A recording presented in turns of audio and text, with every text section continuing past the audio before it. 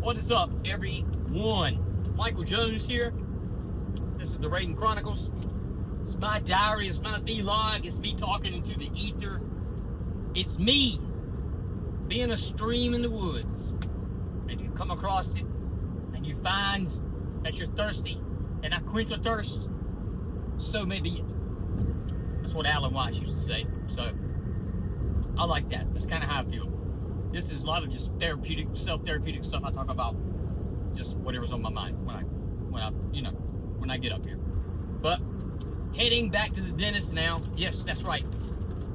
Maybe you saw an episode and you're looking at yesterday's and you're like, didn't he just go to the dentist yesterday?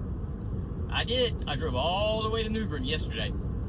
And I walked in and my girl, Crystal, was not there. I'm just going to tell you from experience that usually things go wrong when Crystal's not there. That's how I met Crystal, because I was about to tear the whole office down in Goldsboro. I got so mad. And Crystal is an employee there, and she just took responsibility and said, hey, what's going on? I told her. She's like, come back up here, we'll fix it. So that's usually who I talk to. Everything usually gets handled. The other day, she was off or not in that office. And another lady handled it. Nice lady. I don't know if she did anything wrong, but it was weird. She put my caps in. She talked to Crystal. They said they were going to replace the caps, which are the female side of the snap-in on the denture. They're in the denture. They're like little caps. And I guess there's stages of them from they hold harder to get off. So what happened, she told her to move me to the next one, like the next cap up. And she did. And I put the denture in my mouth and I snapped it down, and it felt like it really snapped down hard. And I'm like, whoa, this is gonna be cool, because this like snapped down hard. And then as I got out of the office, I could feel like a torque. It was like torquing on my jaw. I was like, what in the world? Through the day, I don't know if I just got used to it and stopped feeling it, or if it moved something. But anyway, by the time I got home, about the time I was driving into Goldsboro, New Bern's about an hour away from Goldsboro, I just took my tongue and kind of pushed it up, and it just pops up, and I'm like, why did it just pop off that easy? And I snapped it back down and just touched it, and it popped, and they weren't even snapping down anymore. I don't know what's up with that, but it didn't work. So I called and talked with them, and they said, well, come back up here at 2 o'clock tomorrow. Crystal called. Actually, Crystal picked up the phone and called me. I text her. She's like, we'll just come back up at 2 o'clock tomorrow. So I'm like, all right, I'll be there too. So I'm driving back to New Bern today to, get this hopefully situated for the weekend, because they close tomorrow, Friday. So I don't know what's happening there. But, yeah, that's wild. That's wild, and I'm tired of driving to New Bern, wearing out my tires. But I do love driving my car, or my car driving me, either way you want to look at it. But it's about an hour drive, as I said, so it gives me some time to think. Sometimes that's good, sometimes that's bad. Trust issues, seeped back in yesterday. Just randomly looking through some TikToks and noticed some TikToks she shared. A lot of times sometimes people communicate, get their feelings out on social media. And if you look, you can kind of see what they're feeling, what they're liking, Like, you can kind of get the message of what they're saying, or what they're feeling, or what, why this happened, stuff like that. And just notice some of the ones you share very kind of involved with what happened with us, or things you may be thinking about me, or relationships just in general. I don't know, but I don't know. It's very weird, very weird. Don't know how to feel about that, because it's kind of like, well, I'm glad I can see that she's communicating, but is she communicating those things because she wants out? Is that why? But I can't tell, and I don't know. My perception's not good to see that right now, so I don't know. But anyway, we'll get through that. I need to get through that, or I will end up being so tired of hurting and questioning and feeling not worthy, that I'll just finally cut it off. I'm not saying I will. That's what I hope don't happen. But I know that happened before, and I guess you hear the phrase, you get sick and tired of being sick and tired, and you know that can apply to anything. So if you love the person, that, I mean, you still love them. But sometimes if you're just always questioning and always distrusting and always wanting to know, a lot of times you're just end up, you know, removing the subject from your life, and I don't want that to happen. So I hope I don't get to that cold thing. But I just know how I am, and once it kicks in, like it's in, and there's nothing I can do. And maybe she's already at that point. I don't know. But I just I wish folks would tell me instead of, you know, putting it on social media. I don't know. Makes me think she's worried about telling me. So I don't know. It's weird. I tried to make sure it was clear that, like, the betrayal part hurt the worst. That part hurt the worst. Versus if, you know, she's fallen out of love with me. That's it's two different things. They both hurt. They both hurt in different ways.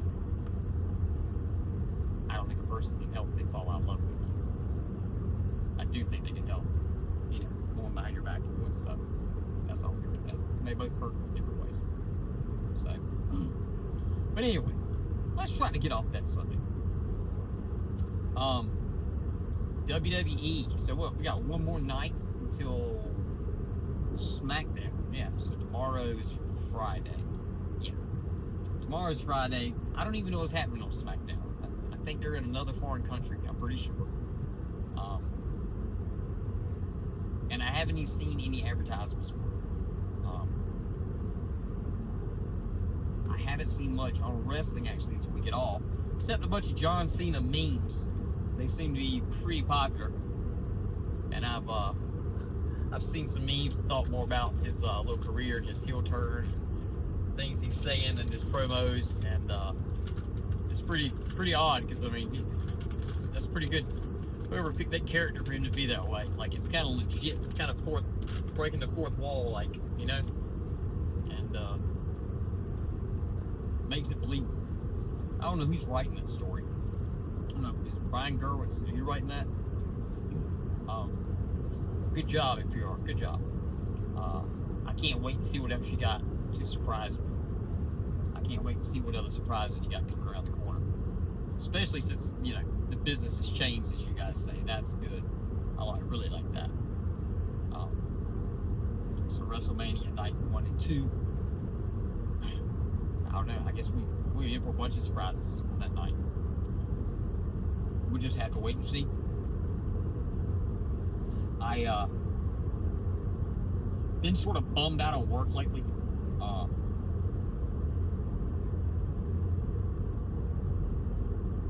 Again, I got comfortable with 2 clients, and I don't know what's going on. I'm not here to judge, or I don't know what's happening, but they don't seem to want to continue working on the YouTube channels that they've been doing. So I don't know what's happening there, but that's the take I get. I can't get return calls, return texts. Kind of ghosted me. You ever get that feeling like somebody's ghosting you and they're hoping like they're just ghosting you, or it feels like maybe they're just ghosting you, and but that's kind of their point because they don't want to talk to you or something. Kind of feels like that. Maybe I'm wrong. Maybe I'm taking that wrong. I do tend to take things like personally, like I did something wrong. But that's kind of how I feel. Did some editing on the video. I made 2 shorts today for a client that his client had requested, and it was about 4 hours of work. It's gonna be about 4 hours of work to put it together. So but I debated at the end. didn't say anything about send me a invoice or how much I owe you. So I was like, man, do I charge him for that? He did this. Should I include that with the package? So I wrestled with it, hoping he would kind of come back and say something like, you know, do I owe you anything, or whatever. So maybe I'd have cut him a deal, you know, like 2 hours or something. But he's still in the text not answered most of my questions that I ask. He just ignores the question. You know, if I ask about, hey, can we get somebody to do this month's YouTube episode, he'll just say what he needs. So I take it that's on purpose. Trying to maneuver through this is tough. I was telling a client earlier, sometimes I just wonder, like, man, should I just go back to the 8 to 5 thing and just have work there and remove that part of the stress of my life of like having work? But then it's like, well, I got another stress I talk about here. I don't like being in a structured environment, like 8 to 5, repetitive, 12 to 1 lunch, you know, bathroom 10 to 10:15. I can't deal with that. And a lot of jobs, because the hoodlums that, you know, won't come to work on time every day, makes it bad. And they have to make these hard structured, you know, environments, which sucks. That's what I don't like. I don't really have any problem working. It's just I don't like being under that structure. I really love what I do. It's just I can't seem to find the group of people who understand and comprehend how it works. Why? I mean, they don't need to know why it works, but it'd be cool if they understood why it worked, like the mechanics of it. And like I say, I think it comes back to that old mentality. I think it's linked to this generation, and I think people who are not into content creation, I know people who are into content creation understand what I'm saying. But, you know, as I ride by, I look at these billboards or the advertisements in paper and stuff. The advertisement's always kind of been a gamble, but they've worded it in ways like these billboards where they say, well, this is on Highway 70, and it gets, you know, 78,000 passerbyers a day. But they have no relevant evidence whether the people are looking at the sign or not. So it's kind of like a gimmick gamble. But the long-term storytelling, creative stuff that I'm talking about is like, you know, having a content creator that creates stuff on a constant basis. In other words, they just basically make a reality show out of your life or your job to a point. I mean, you don't have to be like waking up with you and stuff and catching you in your wife's arguments or you're in your brother's fights or something like that. But your industry, I mean, just think about if there's any businesses out there that have content creation and they do consistent content creation. I mean, think about the one you know, and then think about how much you see that person on social media, on like, you know, usually between 2 and 3 platforms. You know, all the time. That's why you think of it. That's how your mind works. And I know everybody don't care about science. I'm so much into psychology and just amazed at how humans work and our terrible habits and our reasoning and things we sacrifice for X, Y, Z. It's just crazy. But God, I don't understand why people don't get the thing about the advertising. Or it's more or less social content. It's not even advertising anymore as it is social content. I mean, you can still advertise, but social, or not social, but content creation, video, consistent content creation, like that just keeps you in front of the face all the time. Like I said, look, I understand, like, I'm a one-man show. I wish I could hire a video person to walk beside me and just catch me working all the time, because it'd be great behind the scenes stuff. So I get it's tough, you know, if you don't have the budget for it. But man, if you got a budget and you're putting it into little road signs on the side of the road, in the corner, or a billboard on Highway 70, or an ad on a bench downtown Goldsboro or something like that. What's the other? Or if you pay for one of those guys to stand in front of your business and spin the sign and all that stuff, and you don't require a dress code for them and stuff like that. Stop. Why aren't you letting me grow your business for you? I don't get it sometimes. But I like to think everything's my fault. Because that way, if I think that way, even if I can bend the perspective of my mind that it's my fault, maybe I can fix it. Because you can't fix other stuff outside of your control. So I try to turn around and how is it my fault? What can I do to change that? It don't always work. I don't always come up with anything. It's my game. So, but last couple of days, yeah, I just felt like a kind of a loser in a hamster wheel. I just like post Facebook. I put social content on Facebook, and like it gets no views. Facebook locks it down, so you'll get turned by ads. It's their gimmick. It's their ad scam.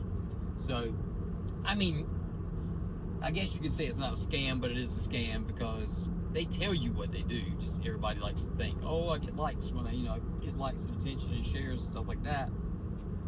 But once Facebook finds out it's a business for you, they dial stuff back a little bit. They don't really try to grow any content for you by the natural, organic algorithm. They kind of cut it down so you have to pay. That's how they make money. I get it. But sometimes it just feels like I'm running in a hamster wheel and I don't know exactly what step to take next. If cold calling's it, I seem to chicken out on cold calling all the time. So I know that's tough for some people. Obviously, I'm one of those people. Again, goes back to the sales thing. I feel like a used car salesman, and I just don't want to seem like that salesy guy. That sleazy sales pitch. And when it really is so valid, what I do and the work I do will grow your business. Like, it's undeniable. It's undeniable. But gotta find a better way to convince you, or I gotta get somebody and do something for free to grow them. I don't know, but we'll see in the future, because I gotta keep hustling. But I don't know, that's it. Today's my son's birthday, so happy birthday, buddy. If you're ever watching this, even if it's 20 years down the road, I think you turned 23 today, man. I think that's 23. It's 2025 this year, so happy birthday. I'm proud of you for what you're doing. A lot of stuff you do just like me, which is good hustling, like you don't care about nobody. I mean, I know you care about somebody, but you don't care about their thoughts. You'd like to be different. You see past. I like the way you're aware of people, stuff like that. But you're hard-headed just like me. Damn, you're hard-headed. God to almighty. Sometimes I just wish I could go back and get my dad, just bring him into reality for a minute, and just be like, point to you, like, man, you see that shit? And just hug him and be like, dude, I'm sorry, man. I'm sorry I used to be like that. Oh, you're just so hard-headed. I love you though, dude. You're just hard-headed. Life would be much easier if you weren't so hard-headed. But I'm gonna be honest with you, nobody could have told me that at your age either. And I don't know how to tell you, like, I mean, I've told you, like, man, here's what's coming. I know this is it. You're gonna figure it out the hard way. And you're kind of like, yeah, like, it's gonna come true. You're gonna see it. But I wish I could get you there faster. Some things you guys make mistakes on your own, man. But hopefully there won't be any kind of disastrous mistakes with major stakes or anything like that. Just make sure you don't lose yourself for love. Yeah, that's the main thing. Yeah, and don't get caught up in buying brand stuff either. Most brand stuff is just for the name. Every now and then you have something, but yeah. But I love you. Happy birthday. I love all y'all. Peace. Have a good day. Be a good person. Be the best version of you that you can be. Hoo-yah! See ya.